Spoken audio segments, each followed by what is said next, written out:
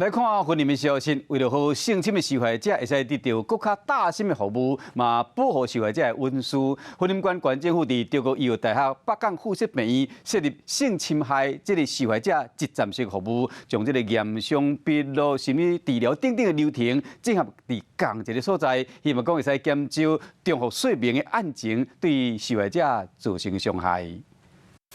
大家把视透开，代表北港妈祖病院性侵害服务站正式启动。这是婚姻关第3个服务站，嘛是海线地区头一个所在，希望当甲受害者斗相共。这个服务包括验伤、笔录、心理治疗，病院除了整合这个服务，嘛提供保护空间，希望当减轻受害者所受的伤害。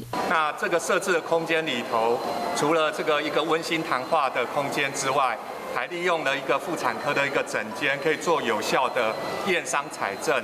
面对性侵害案件，服务站希望当降低警察收集证据所造成的二次伤害。院方嘛讲，虽然病院有这种服务，不过嘛是希望会当卖去用到。希望这事情性侵不要发生。